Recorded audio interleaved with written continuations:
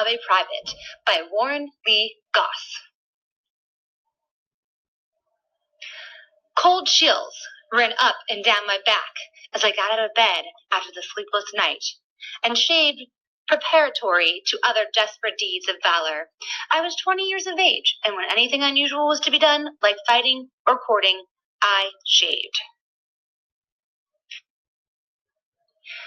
With a nervous tremor convulsing my system and my heart thumping like muffled drumbeats, I stood before the door of the recruiting office, and before turning the knob to enter, read and reread the advertisements for recruits posted thereon until I knew all its peculiarities. The promised chances for travel and promotion seemed good, and I thought I might have made a mistake in considering war so serious after all. Chances for travel? I must confess now, after 4 years of soldiering, that the chances for travel were no myth, but promotion was a little uncertain and slow.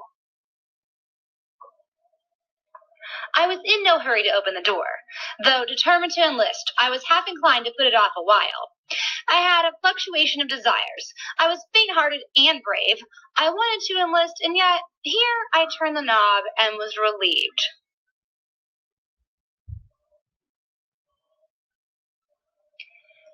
My first uniform was a bad fit. My trousers were too long by 3 or 4 inches.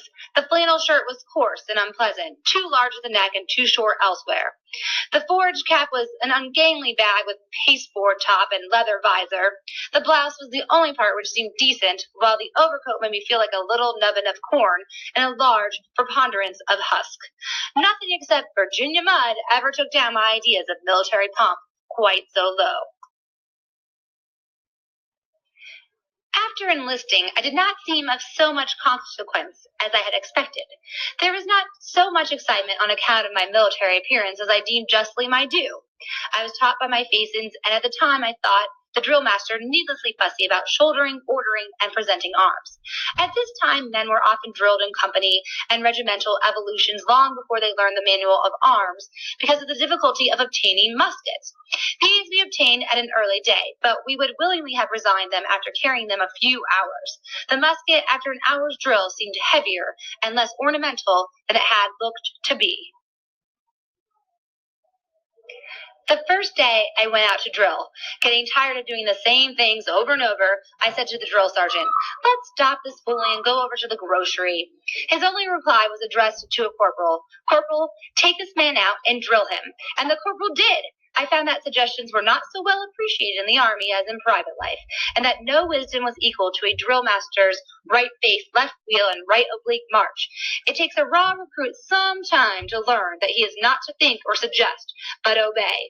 Some never do learn. I acquired it at last in humility and mud, but it was tough.